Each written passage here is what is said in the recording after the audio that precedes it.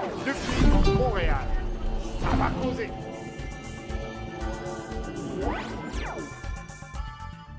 Et nous voilà de retour à notre magazine de télévision Ça va causer. Nous parlons aujourd'hui d'un festival africain, le festival Tombouctou. Nous recevons à l'émission aujourd'hui une grande dame, elle s'appelle Erika Guitare. Bonjour, merci de votre participation à notre émission. Bonjour, merci de m'accueillir, de nous accueillir. Comment ça va? Ça va bien. Il y a du soleil aujourd'hui, comme on peut le voir sur ma tête, ça va bien.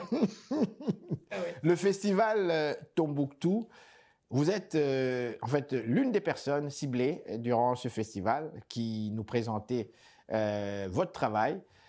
Avant d'aller un petit peu plus loin dans cette interview, vous êtes une artiste naturellement et je sens aussi par votre accent que vous avez des origines européennes. C'est à vous de nous le dire. Qui est Erika Guitare? Aïe, aïe, aïe, la grande question. Erika Guitare, je viens de Nice, du sud de la France, comme Corélia, d'ailleurs, la harpiste guitariste du groupe. Et je suis venue ici à Montréal pour étudier la musicothérapie. En fait, je suis musicothérapeute. C'est mon métier. Et donc, j'adore la musique, bien entendu. Je joue d'un peu de tout. Et notamment, je joue du bodhran, qui est un tambour irlandais. Et c'est de ça que je joue dans ma naine. C'est ça. Dites-moi, de Nice à Montréal. Pourquoi Montréal? Pourquoi partir du soleil? Je ne dis pas que c'est toujours ensoleillé en fait Nice, mais pourquoi partir du sud de la France où normalement il fait un peu plus chaud? C'est quand même un climat quand même tempéré, alors qu'ici nous avons des climats beaucoup plus froids même, je dirais, des climats continentaux, une grande différence entre les climats tempérés. Je vous sens bouger la tête. Pourquoi Montréal? Parce que c'était là que je pouvais étudier le métier que je fais, en fait.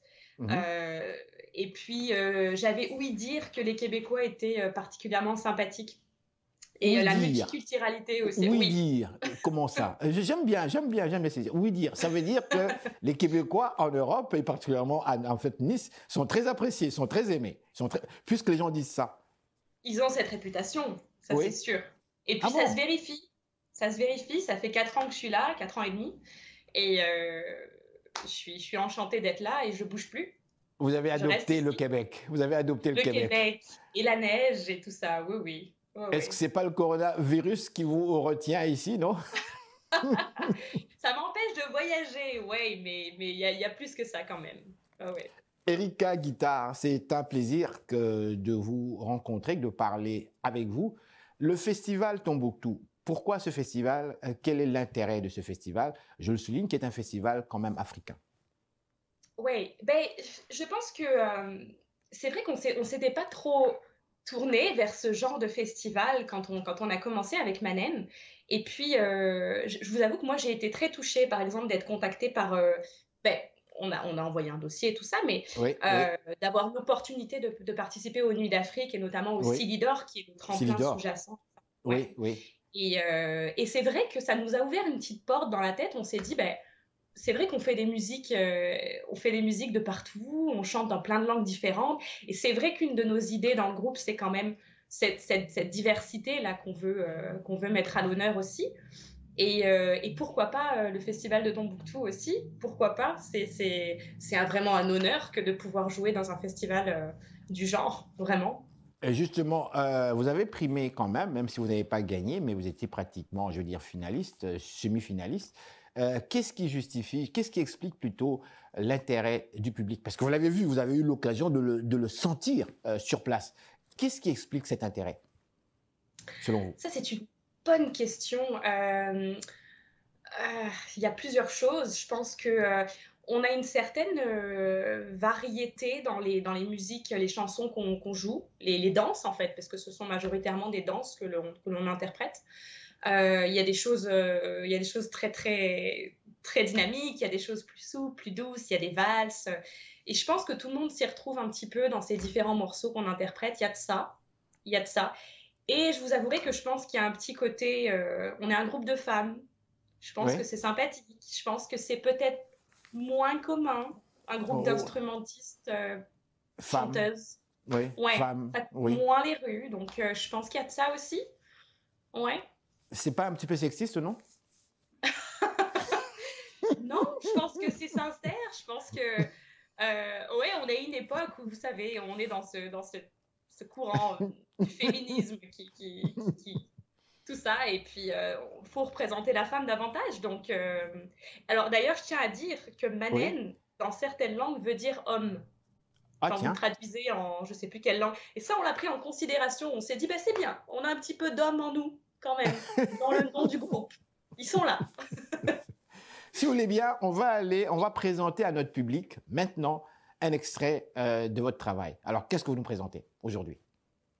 Ben, moi, j'aimerais bien Je mène les loups, qui est une bourrée qu'on interprète, qui est assez dynamique et qui se danse, bien sûr, qu'on a failli pas interpréter d'ailleurs, parce qu'on sait qu'il y a eu des gros litiges de gens qui ont repris cette chanson et on n'avait pas le droit de la reprendre parce qu'elle était Oui. protégée. Enfin, vous savez, ce genre de choses. Oui. Puis finalement, on a écrit à l'auteur et on nous a confirmé que si on pouvait mettre à l'honneur cette chanson, ben, tant mieux, dans la mesure où on cite le nom de ce monsieur, qui s'appelle Yves Guilchet, je crois. Oui, Yves Guilchet, oui. Oui. Et C'est ça. qui est à Montréal, il est en France, Non, il est en France. Il est en France, d'accord. Et c'est une musique traditionnelle, hein. On ne sait jamais vraiment qui a commencé à écrire ça ou à Oui. composer ça il y a très longtemps, mais c'est lui qui a, en tout cas, qui s'est approprié cette musique parce qu'il en a écrit une grande partie quand même, notamment les paroles. Une Et musique, donc, il a fallu... une musique traditionnelle d'où précisément? J'aime bien savoir, Française. moi. Française, d'accord. On parle de quelle Française. région de la France? Toujours du sud de la France? Et je sais plus. C'est grand la Jamel, France, ma chère. c'est loin, Hein? c'est loin d'ici. Oui, d'accord. Je crois que c'était ambigu parce que on a d'autres chansons où c'est plus clair. On sait que c'est la Bretagne, c'est l'Occitan, tout ça. Oui, Je mène oui. les loups. Je suis pas certaine que c'était clair d'où ça venait. C'est Alors, un donc, vieil air. on y va tout de suite là, donc, avec l'extrait « Je mène les loups ». C'est bien ça. Oui, c'est ça. Erika, guitare.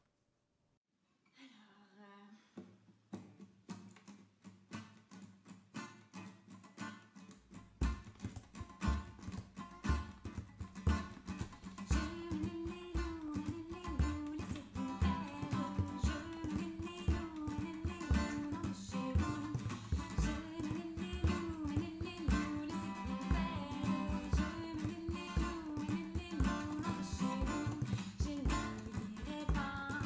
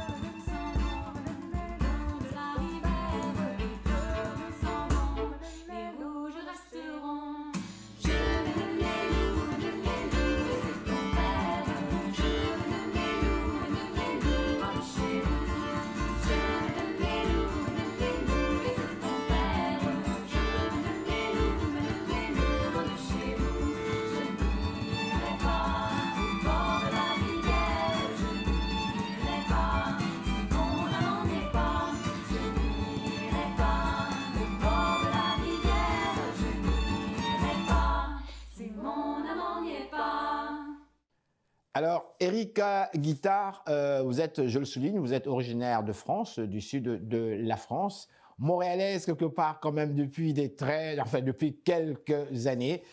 Dites-moi, on est en pleine période de coronavirus ici. Vous êtes une artiste. Comment ça se passe? Je pose la même question à pratiquement tous les artistes parce qu'on vous comprend quelque part. Mais il y a deux tendances. Il y a ceux-là qui disent, oui, d'accord, je ne me produis plus, je ne présente plus mes spectacles devant un public qui est là, qui me regarde. Par contre, pour la créativité, ça me permet de m'arrêter. En fait, juste en s'arrêtant, il y a des idées qui viennent, il y a des nouvelles créations qui viennent. Pour vous, ça se passe comment? Est-ce que c'est l'inverse, le fait justement que vous ne vous présentez plus devant ce public? Je vous poserai cette question, est-ce que ça vous emmerde carrément? Oui, je dirais que, ouais, moi ça m'emmerde comme vous dites, vraiment. D'autant que, comme je vous disais, on joue des danses. Et un des trucs les plus beaux qu'on ait quand on joue devant le public, c'est, ça arrive d'avoir le stress, tout ça, on est d'accord, hein. Oui. Et puis, là où tout s'envole, c'est quand on a un groupe de gens qui viennent devant et qui se mettent à danser les différentes danses qu'on joue, que ce soit des danses bretonnes ou peu importe. Et ça, c'est génial. Et le dernier concert qu'on a fait, notamment, donc, était enregistré, c'était un live pour Facebook. C'est pas pareil. Quand t'as personne dans la salle devant toi qui ne serait-ce qui applaudit ou qui danse, et ça, c'est vraiment génial. C'est un peu triste et ça manque. Ça manque de voir les autres aussi, puisqu'on ne peut pas répéter. On ne peut même pas se voir pour jammer parce que le coronavirus, ça manque. Et je vous dirais que la créativité, elle est un petit peu en berne aussi. Je pense qu'on a besoin de contact humain, on a besoin de voir l'extérieur, on a besoin de vie dans notre quotidien, en tout cas c'est mon cas, pour rentrer et avoir des idées qui fusent et avoir envie de passer la nuit à écrire des trucs et tout ça. Puis là, c'est un petit peu en berne. Mais je suis optimiste. Je me dis que ça va aller mieux bientôt. Dites-moi, ça n'a rien à voir avec l'interview que nous faisons, mais vous savez, moi, j'adore parler, hein, c'est mon grand défaut. Et dès que je me lève le matin, je suis là, je suis tout de suite l'actualité, je veux savoir ce qui se passe partout dans le monde. Et comme par hasard, j'ai entendu parler d'un grand monsieur chez vous en France, c'est ma toute dernière question, monsieur Nicolas Sarkozy. Vous avez suivi comme moi un ancien président de la République. Il ne fera pas de la prison, mais bon, il a été reconnu coupable de quelque chose de vraiment terrible. Bref, tous les médias commentent cela. J'aimerais savoir, en tant que Française qui vit à Montréal, ici, quelle est votre réaction par rapport à cette arrestation carrément? C'est quand même un ancien chef de l'État. Alors, je vais vous avouer quelque chose. Je ne suis pas au courant de ça. Je ne suis pas au courant. Mais je lis à moitié les infos de la France. Mais je peux quand même vous répondre et vous dire que ça ne me surprend plus. Parce que j'aurais tendance à dire les gouvernements sont corrompus dans certains pays du monde, plusieurs. Et en France, ça me surprend plus tout ça, moi. C'est pour ça aussi peut-être que je suis partie un peu loin. J'ai l'impression qu'ici, il y a un petit peu plus d'espoir ou de respect, j'en sais rien. Mais dites-moi, êtes-vous heureuse au Canada, au Québec, à Montréal? Très heureuse. Vraiment très heureuse. Merci, ça paraît. Merci, ça paraît dans votre regard et le sourire. Merci infiniment, Erika, d'avoir participé à cette émission. Et donc, on parle bien sûr de ce festival, le festival de Tombouctou. Merci encore une fois et très bonne fin de journée. Merci à vous. Merci, au revoir. Au revoir. Et voilà, madame, messieurs, nous sommes de retour tout de suite après ces réclames publicitaires.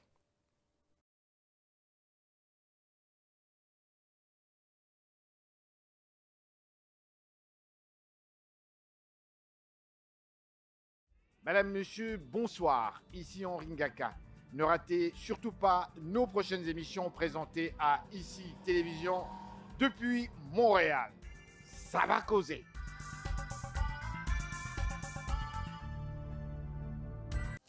Et voilà, c'est déjà la fin de l'émission. J'espère que vous avez aimé. N'hésitez surtout pas de nous faire part de vos commentaires. J'en profite pour saluer tous nos téléspectateurs qui nous suivent sur YouTube et aussi quelques extraits qu'on a présentés sur Facebook. Je vous dis merci infiniment. N'hésitez surtout pas de parler de cette émission qui met l'accent justement sur les réalités